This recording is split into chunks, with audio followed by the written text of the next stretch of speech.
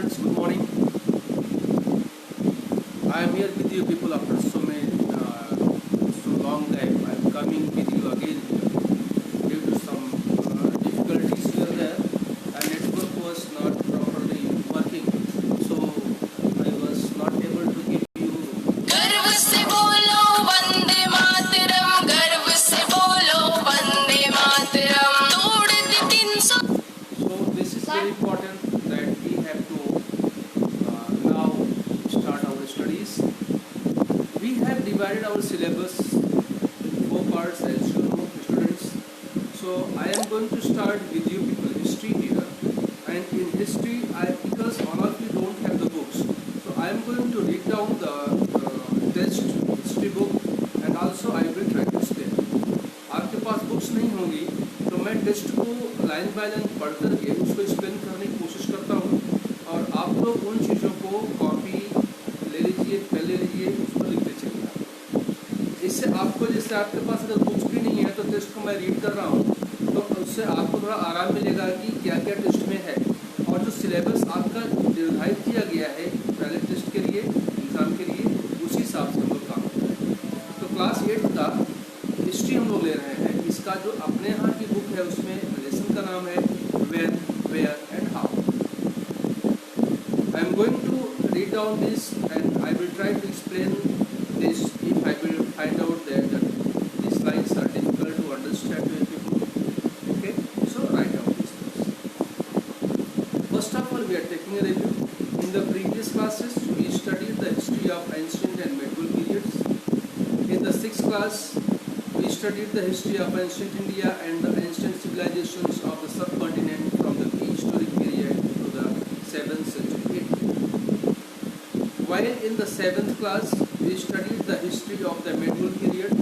During this period, India saw many remarkable changes in the political, economic, social and cultural life of the people. Now, in this class, means in class 8, we shall study the history of modern India. The modern period began in the 18th century and is characterized by industrialization, urbanization, colonization, scientific progress, rationalism and humanism. Okay. So, first of all you see, जैसे history को 3 part में बांट दिया गया। कहा गया कि पहले आपने क्लास 6 में एंशिएंट हिस्ट्री पढ़ी, क्लास 7th में आपने पढ़ी मेडिवल हिस्ट्री पढ़ी, अभी हम लोग क्या पढ़ेंगे, मॉडर्न हिस्ट्री। तो शुरू से, यानी जब से हिस्ट्री शुरू हुआ है, प्री हिस्टोरिकल पीरियड से लेकर के आप समझिए कि 7th सेंचुरी AD तक को एंशिएंट इंडिया, एंशिएंट हिस्ट्री मानी गई। उसके बाद से लेकर के 18th सेंचुरी तक की जो हिस्ट्री है उसको बोलते हैं मेडिवल हिस्ट्री, और 18th सेंचुरी के बाद की जो हिस्ट्री होती है उसको हम लोग मॉडर्न हिस्ट्री बोलते हैं, और उसको बोलते हैं modern history began in the 18th century. कहा गया इसमें, इसको कैरेक्टराइज कैसे किया गया है, बाय इंडस्ट्रियलाइजेशन, यानी औद्योगिकरण शुरू हुआ, शहरीकरण शुरू हुआ, कॉलोनीज बननी शुरू हुई क्योंकि उस समय ब्रिटिश का राज पूरी दुनिया पर था, साइंटिफिक प्रोग्रेस शुरू हुए, कई जगह पर डिफरेंट टाइप के रिसर्च हुए, साइंस को आगे बढ़ाया गया, और ह्यूमनिज्म को बढ़ाया गया, मानवतावादी लोगों का दृष्टिकोण यहाँ पर। The frame under modern period. तो मॉडर्न हिस्ट्री का जो फ्रेमवर्क है उसको हम लोग कैसे देखते हैं, किस तरह से लेके चलते हैं, वो हमें आता है। We have studied in the previous class also that the time frame of history is somewhat different in different parts of the world. दुनिया के अलग अलग देशों में जो हिस्ट्री का एक फ्रेमवर्क है वो अलग अलग है। ये आवश्यक नहीं कि जो हिस्ट्री या हिस्टोरिकल जो साक्ष्य हैं हमारे यहाँ मिलते हैं पूरी दुनिया में भी ऐसे शुरू हों, ऐसा नहीं। दुनिया के अलग अलग देशों में चीज़ें अलग अलग से, हिस्ट्री को भी अलग अलग फ्रेम में रखा।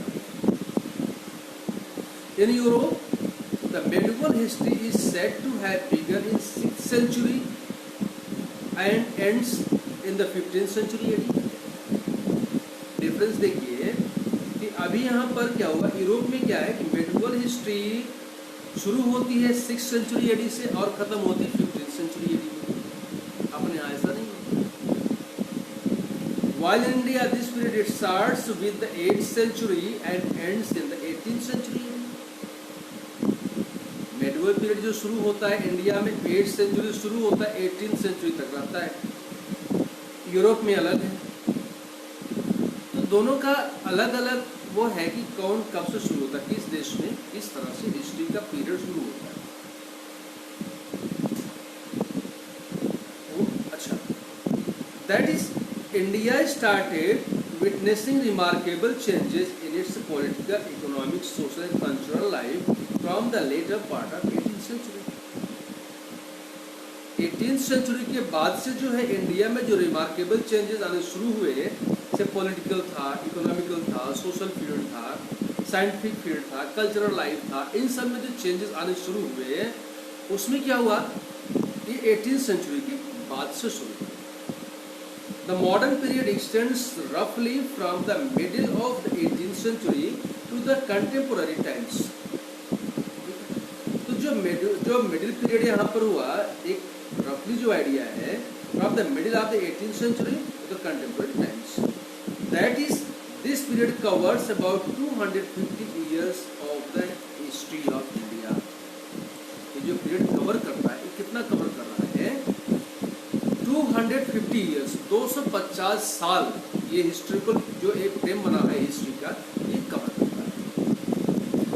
The time frame under history also changes with the focus of the study. Time frame भी चेंज करता है।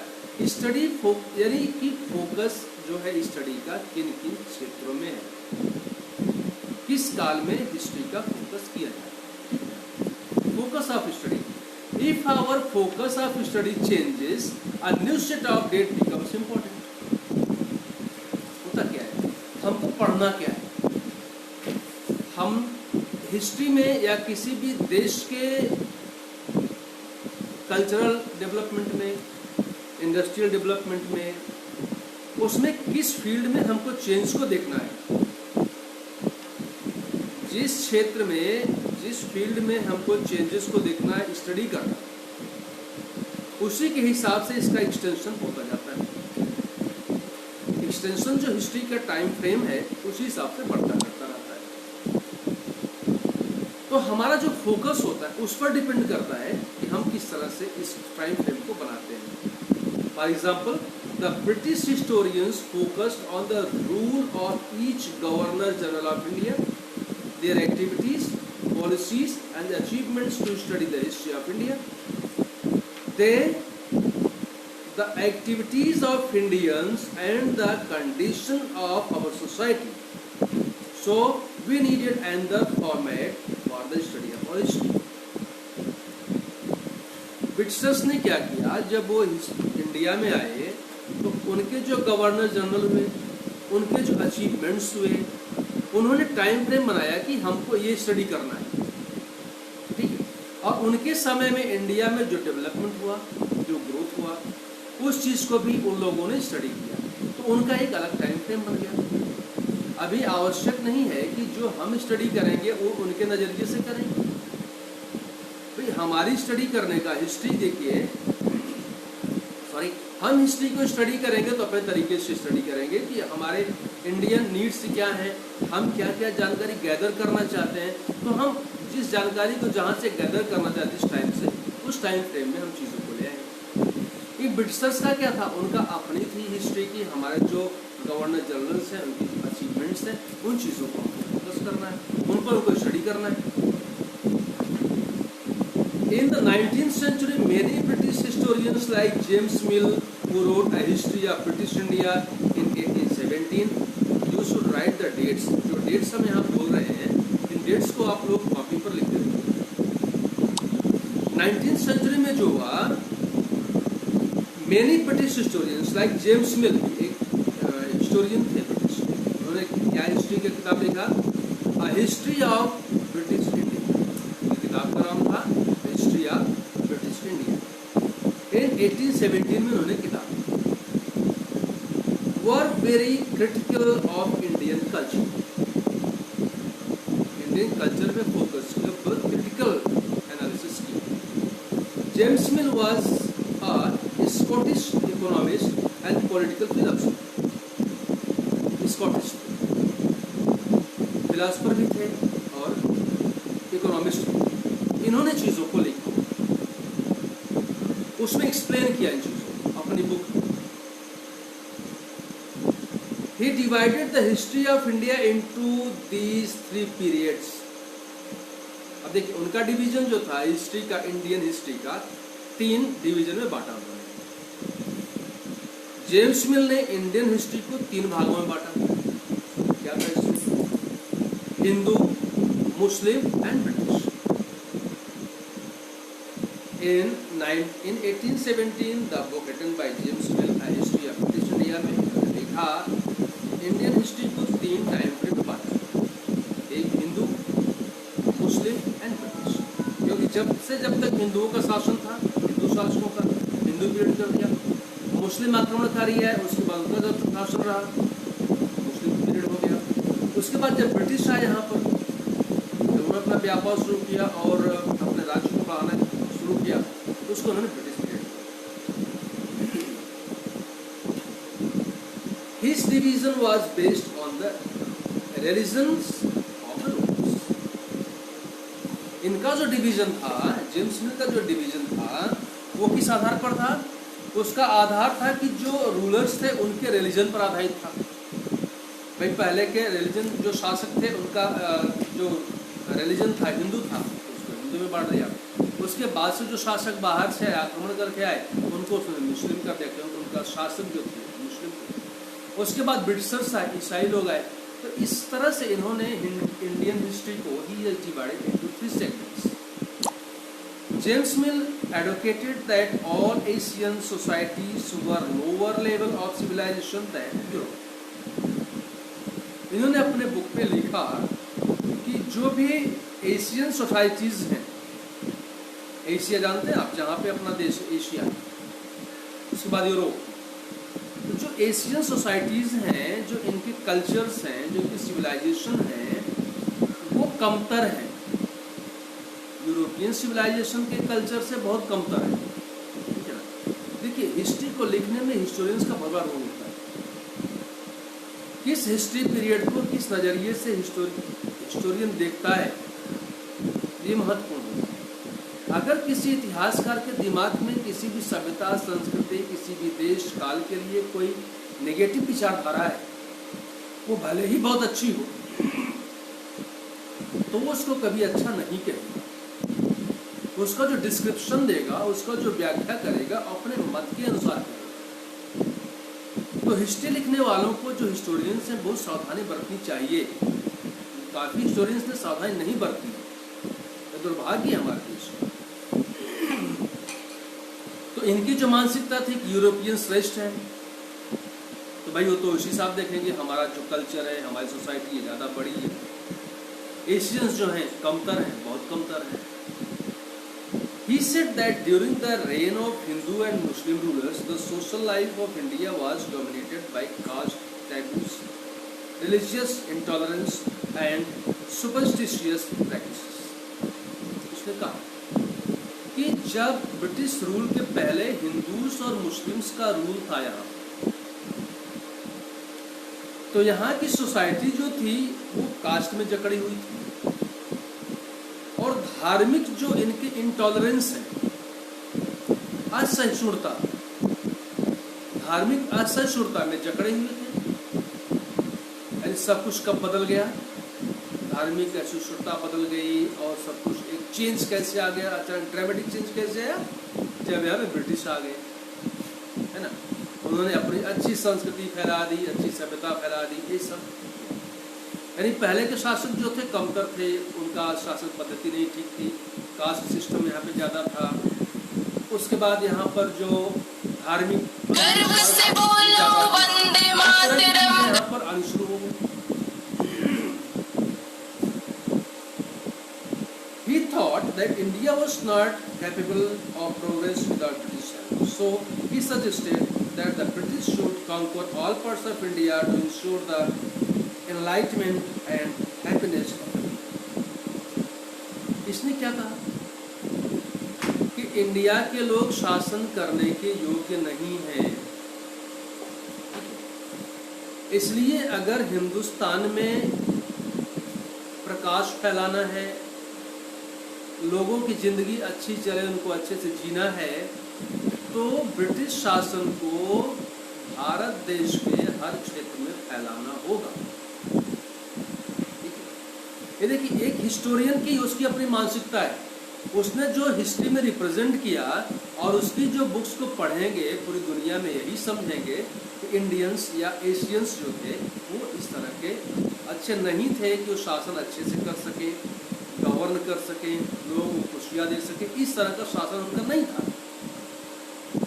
अच्छा किसका था? ब्रिटिश का था। ठीक है ना।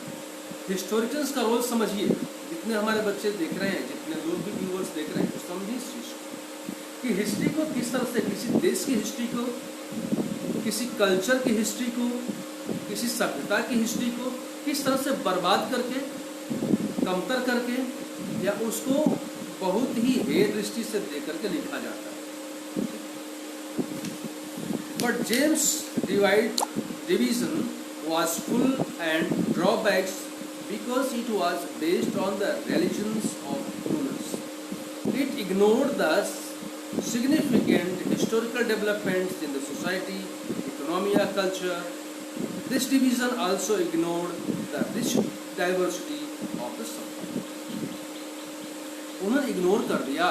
जेम्स ने क्या किया कि उसने इंडिया में जो इकोनॉमिक डेवलपमेंट हुए, जो कल्चरल डेवलपमेंट हुए और जो मूवमेंट्स हुए, जो भी लोगों के जीवन में एक उत्कर्ष आया, उन सब चीज़ों को उसने भुला दिया। इसने क्या कहा कि भाई 3 सेगमेंट में हिस्ट्री को इंडिया के बांट दिया। जो उनके रूलर्स थे उनके धर्म के आधार पर हिंदूज हो, मुस्लिम्स हो, ब्रिटिश हो, बांट दिया। तो इस तरह से इन्होंने किया, जो कि सबको मान्य नहीं था, सभी लोगों ने इसको स्वीकार नहीं किया। In order to get a clear picture of important changes in history, historians now generally divide the past into 3 periods. और सामान्य रूप से इतिहासकारों ने भारत के इतिहास को 3 फ्रेम में बांटा। देखिए, फ्रेम में बांटने की आवश्यकता क्या पड़ती है कि पूरे हिस्ट्री को हम एक बार में अगर पढ़ेंगे तो आप साइंस पढ़ते हैं, कोई भी सब्जेक्ट पढ़ते हो, कई भागों में बांटा होता है, कई लेसन्स में होता है। जब हम हिस्ट्री या किसी भी सब्जेक्ट को पढ़ते हैं तो उसको हिस्ट्री का तो लिमिटेड पीरियड है नहीं भाई, प्री हिस्टोरिकल पीरियड से लेकर के अब तक की चीजें हिस्ट्री है। प्री हिस्टोरिकल पीरियड में क्या था, कैसे था, उसके बाद से कैसे कैसे डेवलपमेंट हुआ, कहाँ तक आया, उसके बाद ड्रामेटिक डेवलपमेंट कहाँ से हुआ, कहाँ तक आया।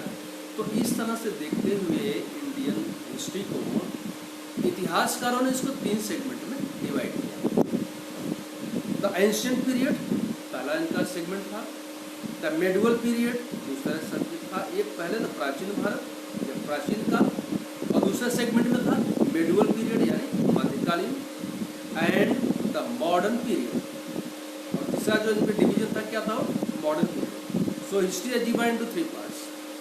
जेम्स मिल की परिभाषा छोड़ दीजिए, जेम्स मिल ने जो 3 भागों में बांटा था, हिंदू, मुस्लिम, ब्रिटिश, छोड़ दीजिए। अभी क्या डिवीजन आ गया है, ancient period, medieval period and modern period. Okay, in this class we shall study the history of modern period. 8th में हम लोग पढ़ेंगे मॉडर्न पीरियड की हिस्ट्री पढ़ेंगे। फ्रॉम 1750 AD 1750 ईस्वी से लेकर के टू इंडिया आफ्टर इंडिपेंडेंस, यानी स्वतंत्रता के बाद तक की हिस्ट्री, 1750 से लेकर स्वतंत्रता के बाद तक के इतिहास को मॉडर्न हिस्ट्री कहा। Modernity reflects material progress and intellectual advancement. अच्छा, मॉडर्न पीरियड कहा क्यों गया इसको, मॉडर्निटी कहाँ से आई भाई? आप किस चीज में नवीनता दिखाएंगे, आप कहाँ पे नवीन है, कहाँ पे मॉडर्न है? मॉडर्न पीरियड क्यों कहा गया इसको? मॉडर्न हम लोग कहाँ पर, मॉडर्निटी किस चीज में आई? तो मॉडर्निटी थी आपके मटेरियल डेवलपमेंट, ठीक है, यानी भौतिक उन्नति जो हुई देश में। ट्रांसपोर्टेशन डेवलप हुआ, कम्युनिकेशन डेवलप हुआ, इंडस्ट्रीज डेवलप हुई, रोड डेवलप हुए, इंफ्रास्ट्रक्चर डेवलप हुआ। इस तरह जो सभी चीज़ों का डेवलपमेंट हुआ, मटेरियल डेवलपमेंट हुआ, भौतिक विकास हिंदी में कहते हैं इसको। और इंटेलेक्चुअल एडवांसमेंट, बौद्धिक एडवांसमेंट, बौद्धिक वृद्धि जो हुई, लोगों ने जब पढ़ा लिखा, जब शिक्षा का स्तर बढ़ा, साक्षरता दर बढ़ी, विचारशीलता लोगों में आई, तो क्या वो बौद्धिक विकास हुआ। एक तो आपका मटेरियल विकास हुआ जिसमें आपके इंडस्ट्रीज हैं, दूसरा आपका इंटेलेक्चुअल डेवलपमेंट हुआ जिसमें कि आपके स्कूल्स हैं और भी चीज़ें हैं, इस तरह के इंस्टीट्यूशंस हैं जिसमें शिक्षा को पढ़ाया जाता है, ये भी चीज़ें। तो इंटेलेक्चुअल डेवलपमेंट, दो तरह के डेवलपमेंट में मॉडर्निटी इससे कनेक्ट की गई।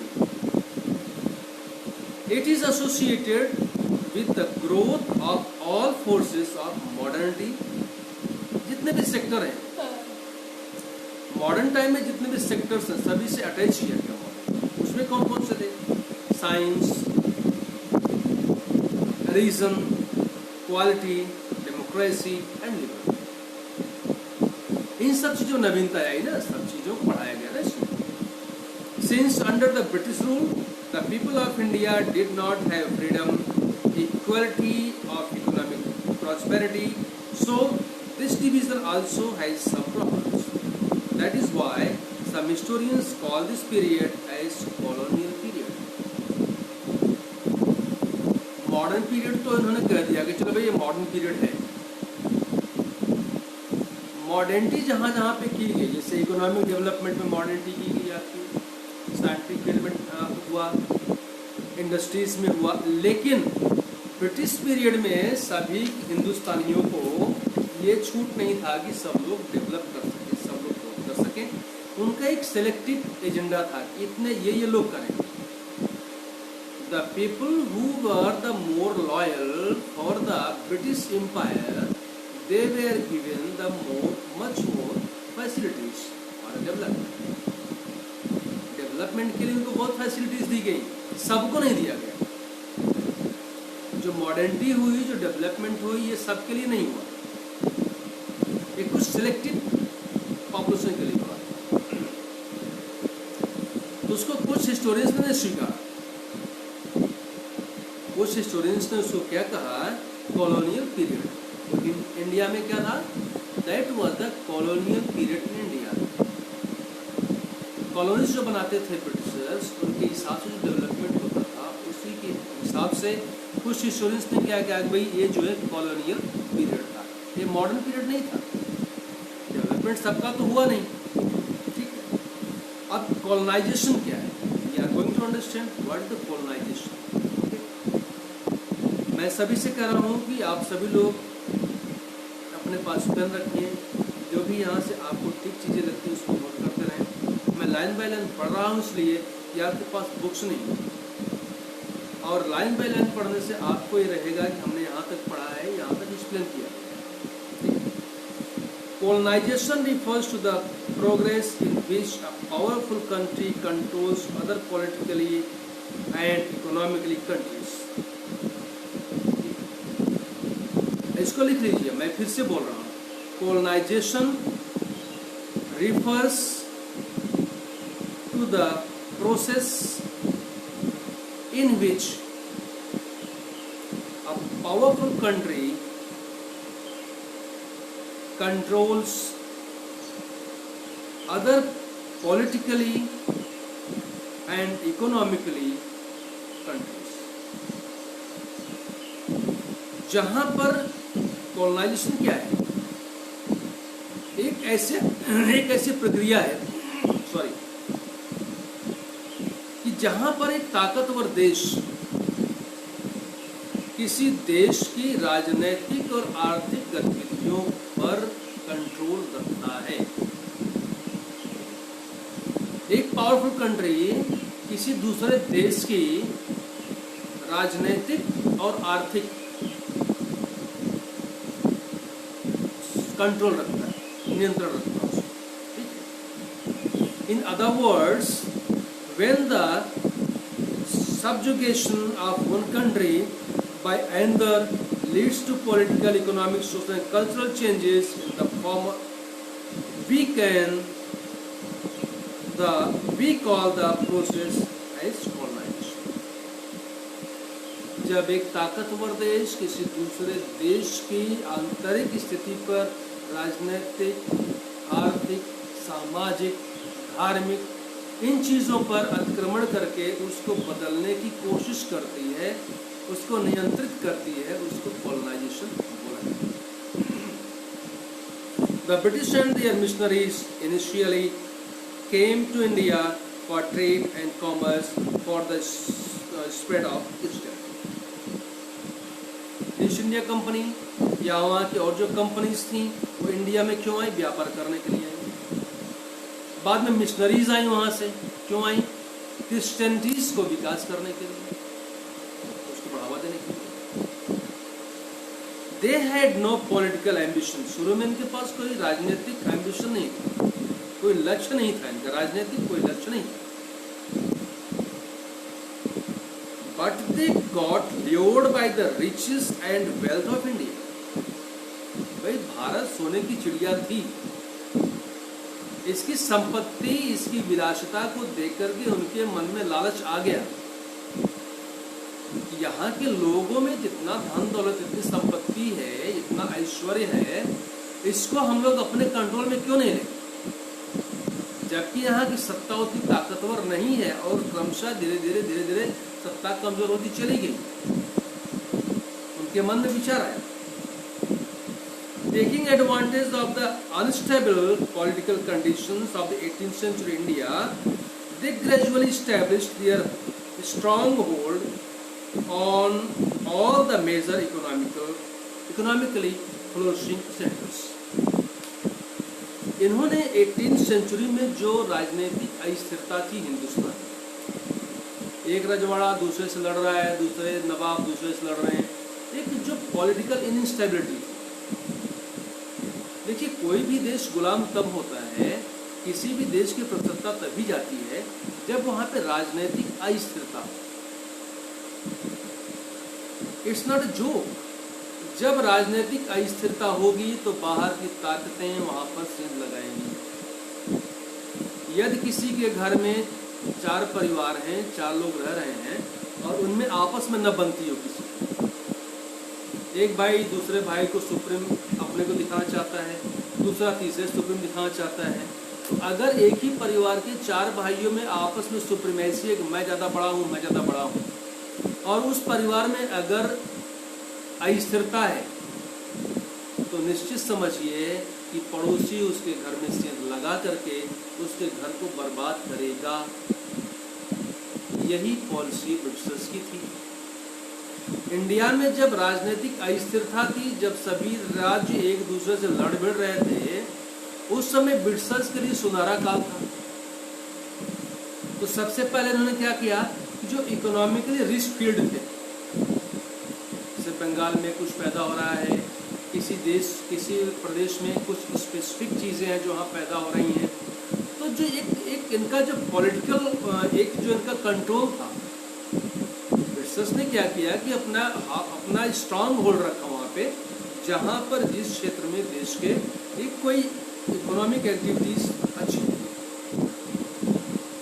वहाँ पर इन्होंने अपना स्ट्रांग होल्ड रखा। बाद में धीरे धीरे फोर्टिफाई करना शुरू किया, किले बनाना शुरू किया, अपनी फोर्स करना शुरू किया। तो इस तरह से इन्होंने धीरे धीरे अपनी ताकत को बढ़ाना शुरू किया। You will study later on as to how after the Battle of Plassey 1757 and Buxar 1764, the Indian economy was transformed from a surplus and self-sufficient economy to a colonial economy. अभी हम लोग आगे पढ़ेंगे कि जैसे जब उसका बक्सर का युद्ध हुआ, प्लासी का युद्ध हुआ। प्लासी का युद्ध कब हुआ? 1757। बक्सर का युद्ध कब हुआ? 1764 में। इसमें हम देखेंगे इंडियन इकोनॉमी जो कि अपने आप में बढ़ रही थी, उस समय भारतीय अर्थव्यवस्था में उछाल था, अच्छी पैदावार हो रही थी, सरप्लस पैदावार हो रही थी, सेल्फ सफिशिएंट हम लोग हो रहे थे। अपने में हमारी सेल्फ सफिशिएंट अपनी इकोनॉमी को हम लोग रखते हैं। उसी समय में जो है कॉलोनियल इकोनॉमी आ गई, जहाँ पे ब्रिटिशर्स ने हमारी पूरी अर्थव्यवस्था को कंट्रोल करना शुरू कर दिया। प्लासी और बक्सर की युद्ध के बाद ये चीजें शुरू हो गई। फिर therefore India became a British colony in the 18th century। 1750 में लगभग शुरू हुआ और 18th सेंचुरी में जो हुआ इंडियन इकोनॉमी जो थी वो ब्रिटिश कॉलोनी बन गई। सोर्सेज ऑफ मॉडर्न हिस्ट्री, अभी हम लोग देखेंगे कि मॉडर्न हिस्ट्री की सोर्सेज क्या है। देखिए कोई भी हम स्टडी करते हैं, कोई भी चीज़ हम पढ़ते हैं तो उसमें हम ये देखते हैं कि उसका सोर्स क्या है, कहाँ से हमने इस clues and evidences on the basis of which we write history are known as the sources of history। वो चीज़ें जो क्ल्यू, जो एविडेंस हमको मिलते हैं, जिनसे हम लोग हिस्ट्री को तैयार करते हैं, जिनसे हम लोग हिस्ट्री लिखते हैं, या हम एक हिस्ट्री का फ्रेमवर्क या जो भी हमको साक्ष्य मिलते हैं उसको हम लोग क्या बोलते हैं, sources of history. Historians study different types of sources to learn about the past। The sources that they choose depend upon the period of their study and the nature of their investigation। Like the ancient and medieval periods, the sources of history of modern India are also divided into the following categories। भाई आपको ancient history की, ancient India की कोई अगर साक्ष्य चाहिए तो वो कहाँ से मिलेगा? एक तो साक्ष्य वो मिलेगा कि जो हमारे लिटरेचर, एंशियंट इंडिया के जो लिटरेचर्स हैं उसमें से हम लोग देखेंगे, उन लिटरेचर के हिसाब से जो प्लेसेज उनका एक्सकावेशंस करते हैं, उसकी खुदाई करते हैं, जो चीज़ें प्राप्त होती हैं उससे हम लोग प्राप्त करते हैं। प्री हिस्टोरिकल पीरियड में जहाँ कुछ नहीं था, उसके बाद जो चीज़ें लिखित आ गई उसके हिसाब से। उसके बाद मॉडर्न में क्या हुआ कि वहाँ पर लिखित प्रमाण को ज़्यादा मिलने लगे। अभी मेडिवल पीरियड की बहुत सी चीज़ें, इमारतें हैं, बहुत से किले हैं जो अभी भी पाए जाते हैं। जैसे लाल किला है और भी इस तरह के तमाम किले हिंदुस्तान में हैं, ऐसे मॉन्यूमेंट्स हैं जिससे लोग मालूम करते हैं चलो भाई यहाँ पे था, उनके अभिलेख वहाँ पर मिलते हैं, घटनाएं ऐसी हैं, घटनाक्रम मिलते हैं, उनके हिस्टोरियंस थे वो लिखते हैं जो चीज़ें मिलती हैं। फिर हम जो मॉडर्न इंडिया में आते हैं वहाँ पर भी जो चीज़ें लिखित हैं उसके हिसाब से हम लोग करते हैं। अच्छा, मॉडर्न पीरियड में जो सोर्सेज है उसको भी हम लोग करते हैं। क्या क्या सोर्सेज हैं इसमें? एक तो ऑफिशियल रिकॉर्ड्स, वाला क्या है? Official records. Official records of the British administration are an important source for the study of modern period. Modern period या कुछ हिस्टोरियंस ने इसको क्या कहा है? Colonial period. तो कॉलोनियल पीरियड आपका जो है या जो मॉडर्न हिस्ट्री है, इसकी चीज़ें हमको ऑफिशियल सोर्सेज मिलते हैं। उन्होंने शासन किया है, तो जो शासन किया उन्होंने, इसके जो डॉक्यूमेंट्स हैं, इनके जो ऑर्डर्स हैं, इनके जो एक्ट्स हैं, जो रूल्स हैं, सभी पास किए गए हैं, वो सब ऑफिशियल डॉक्यूमेंट है इंडिया में। तो ये ऐसे साक्ष्य हैं जिनको कोई नकार नहीं सकता है कि नहीं भाई ये कोई साक्ष्य नहीं है। ये साक्ष्य the British laid great emphasis on documenting. Britishers ने जो बहुत एम्फेसिस किया और डॉक्यूमेंटेशन, किसी भी चीज़ का डॉक्यूमेंट बनता है, लिखित चीज़ें उसकी बनती है। They got every instruction, plan, policy, treaty, agreement, decision and investigation etcetera penned down. जो भी चीज़ें उन्होंने की, कहीं पे संधि की, कोई इनका रूल बनाया, कहीं पे कोई प्लान किया, ये यहाँ बनाना है, डेवलप करना है, ये सभी चीज़ों को लिख के रखते थे। ये ओरल नहीं होता चलो वहाँ पे एक पुल बना देना, ऐसा ओरली नहीं था। उसको लिखते थे कि भाई ये ट्रीटी इनसे हुई है, यहाँ पे डेवलपमेंट करना है, यहाँ पे इसका एग्रीमेंट ये है, हमारा ये डिसीजन है। All things they were pen down. जब पेन डाउन किया तो ऑफिशियल रिकॉर्ड हो गया, वो हमको आज मिलता है। It became easier to study, ponder and discuss matters this way. As a result, official letters, memos, votings and reports were written frequently. सभी चीजें उन्होंने लिखा, कोई भी चीज ऐसा नहीं था कि जो पेन डाउन हो, जो लिखा नहीं गया। In the early years of the 19th century, these documents were copied out by beautifully written by calligraphists for records. ये लिखते थे, बाद में सब कैलीग्राफिक्स जो थे, हस्तलेखन में जो प्रवीण लोग होते थे, उनसे लिखवाते थे और उन चीज़ों को अपने ऑफिस के रिकॉर्ड में रखते थे। Later, the spread of printing press in India by the middle of the 19th century, these documents were printed in multiple forms. by development तो हुआ ही, मॉडर्न पीरियड तो था ही। जब डेवलपमेंट हुआ, जब प्रिंटिंग मशीन आ गई, तो जो उनके डॉक्यूमेंट्स है सभी को प्रिंटिंग कराया गया और कई कॉपी जो प्रिंटिंग शुरू हुई इस चीज़ की। The British also focused on the preservation of all these written records and documents. दूसरी चीज ब्रिटिश ने क्या किया कि जो डॉक्यूमेंट्स लिखे गए उनका प्रिजर्वेशन, उन चीजों को सुरक्षित रखना, ये भी एक कला है। The British also focused on the preservation of all these writing records and documents. Therefore, they set up record rooms in every department of their administration. उनका जो एडमिनिस्ट्रेशन था, हर एडमिनिस्ट्रेशन का जो अलग अलग डिपार्टमेंट था, उसमें इन्होंने रिकॉर्ड रूम बनाए। जो भी रिकॉर्ड इनके पास थे, जो भी डॉक्यूमेंट्स थे, जो भी चीज़ें थी, उसको भी रिकॉर्ड रूम में रखवाए, जिससे कि हमेशा के लिए देखी जा सके चीज़ें। To preserve the important documents and records, the British established archives and museums. अब इन चीज़ों को, सभी चीज़ों को इकट्ठा गैदर करने के लिए, रखने के लिए इन्होंने एक म्यूजियम बनाया, आर्चिव्स, गैलरीज बनाई, जहाँ पर इन डॉक्यूमेंट्स को रखा गया। जैसे national archive of India established in 1920, 1920 में नेशनल आर्चिव बनाई गई, जहाँ पर इन चीज़ों को रखा। दूसरा क्या इंपॉर्टेंट सोर्स मिलता है मॉडर्न इंडिया के? Surveys. The British also conducted surveys for the better understanding of our country and its effective administration. इन्होंने सर्वे भी करा, आज भी सर्वे होते हैं। किसी पॉलिसी को अच्छे से समझने के लिए, उसको इम्प्लीमेंट करने के लिए, चीज़ों को जानने के लिए सर्वे किया जाता है।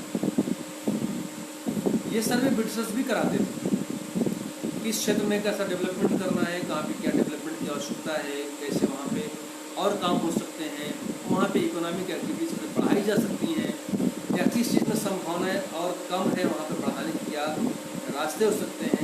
ये सभी सर्वे कराते थे, आज भी सरकारें कराती हैं सर्वे।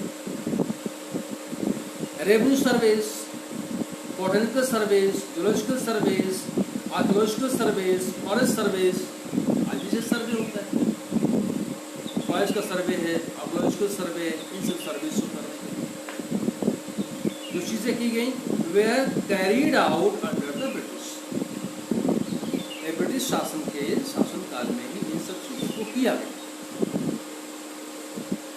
Revenue surveys were conducted in the villages to know about the topography, quality of soil, the flora, the fauna, local stories, cropping pattern etcetera.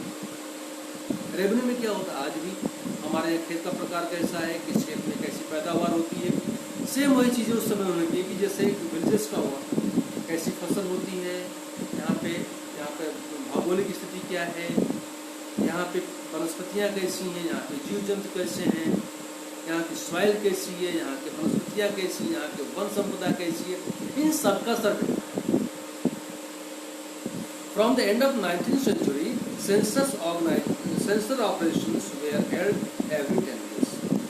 19वीं शताब्दी से ईस्वी से एक सेंसस स्थापित किया, जिससे 10 साल में इन चीज़ों का सर्वे होना शुरू हो गया। हर 10 साल में सर्वे होता था, ठीक है, और अलग अलग सब्जेक्ट पे सर्वे होता था। The census gave a detailed account of the total number of people living in all the provinces of India, including their religion, caste, occupation and economic conditions. उन्होंने जो 10 साल में सर्वे कराना शुरू किया पूरे देश में, उसमें किस तरह के लोग हैं, किस धार्मिक मान्यताओं के हैं, क्या करते हैं, जैसे आज सर्वे होता है, उनके कई पॉइंट्स बनाए। सर्वे के फॉर्म पे या जो सर्वे का एक एजेंडा होता है उसमें कई टॉपिक्स होते हैं। किन किन टॉपिक्स पे, जैसे अभी इस एज से इस एज तक के कितने लोग हैं, कितने नवजात बच्चे हैं, कितने 18 से ऊपर के एज के बच्चे, कितने लोग 60 साल के बाद के हैं, क्या पैदावार होती है, लोगों के इंटरेस्ट। अभी तो ये है कि आप कौन सा फ़ोन यूज़ करते हैं, कैसा लैपटॉप यूज़ करते हैं, आप कौन सी गाड़ी यूज़ करते हैं, तो इस तरह की सर्वे आ रहा है। कंपनियां भी अपना अलग अलग सर्वे करवाती रहती हैं। This companies are also they are doing the survey according to their plan, according to their business. तो इससे इनकी इकोनॉमिक कंडीशंस मालूम पड़ती है, पॉलिटिकल कंडीशंस मालूम पड़ती है, इनके जो रिलीजियस कंडीशन मालूम पड़ता है। तो इस तरह के जो सर्वेज होते हैं उनसे पूरी की पूरी कंडीशंस किसी चीज़ की मालूम पड़ती है। But these official records are from the point of view of the British. They do not tell us about the activities and feelings of the general people of the country. For this, we have to depend on the following sources of history. ठीक है, जो भी सर्वे होते थे Britishers के अपने हिसाब से होते थे। एक बात समझ लीजिए, उसमें इंडियन पीपल की भावनाएं क्या हैं या उनकी सोच क्या है, उनका डेवलपमेंट कैसे हो, वो क्या चाहते हैं, इसमें उसका कोई रोल नहीं था। इन सर्वेज में केवल जो ब्रिटिश के पॉइंट ऑफ व्यू से था वही लोग करते थे, बाकी चीजें नहीं करते। अदर सोर्सेस क्या थे इनके? In earlier times very few people knew how to write. मालूम है, पहले लोग नहीं जानते थे लिखा कैसे जाता है। But in the modern period, many men and women began to write and express their anger, frustration, joy, sorrow and other feelings. बाद में क्या हुआ कि और लोग भी इसमें आ गए। जैसे जब मॉडर्न पीरियड शुरू हुआ, इन द मॉडर्न पीरियड लोगों ने लिखना भी शुरू किया। भारत में भी बहुत से लोग ऐसे थे जो कवि थे, लेखक थे, साहित्यकार थे, वो लोग भी आना शुरू हुए। तो उन लोगों ने भी जो अपना गुस्सा, अपनी फ्रस्ट्रेशन, अपनी फीलिंग्स, अपने क्षेत्र के बारे में चीज़ों को लिखना शुरू किया लोगों ने। Many women also began to write during this period. इस समय कई औरतें भी आ गई जो पढ़ी लिखी थी, इस क्षेत्र में, लिखने के क्षेत्र में आ गई। Rasundari Devi was the first woman to write an autobiography in Bengal in 1876 named Azar Zigon. इन्होंने लिखा, ऑटोबायोग्राफी लिखी बंगाली में 1876 में लिखी। अदर सोर्सेस क्या थे? इसी तरह के जैसे इन्होंने लिखे, ऐसे बहुत से लोगों ने स्वतंत्रता संग्राम में कई स्वतंत्रता सेनानियों ने अपने पत्र लेखन किए, किताबें लिखी, कविताएं लिखी, जोशीले गीत लिखे। तो इन सब चीज़ों को अगर हम लोग एक तारतम्य में रखते हैं तो उस समय की कल्चरल, पॉलिटिकल, इकोनॉमिकल जो भी कंडीशन थी वो निकल के सामने आती है। वो भी एक हिस्टोरिकल मटेरियल है, उसको भी यूज़ किया जाता है। और भी सोर्सेज जैसे पर्सनल डायरीज हैं, accounts of pilgrims and travellers हैं, autobiographies of important personalities, popular booklets, newspapers, stories, poems and novels, books or newspapers covering ideas and feelings of political leaders and social reformers, journals, reviews, editorials and articles in the newspapers and magazines. ये जितनी भी संभव चीज़ें हैं, क्योंकि जरूरी नहीं कि जो गवर्नमेंट लिखती है वही एक साक्ष्य है। उस समय के जो ब्रिटिशर्स ने, उनके ऑफिसर्स ने तैयार कराया वही साक्ष्य, ऐसा नहीं है। उस समय भी जब लोग आए, अपने साहित्य लिखना शुरू किया, अपनी चीज़ों को लिखना शुरू किया, पेन डाउन करना शुरू किया चीज़ों को, वो भी साक्ष्य के रूप में देखा जाता है। So students, this was the first lesson of your history, when, where and how. This was the first lesson, and after this, after some time, few minutes, I will start the history of the class 7. So we will see the class 7 history. Till then, take care and try to study and work hard.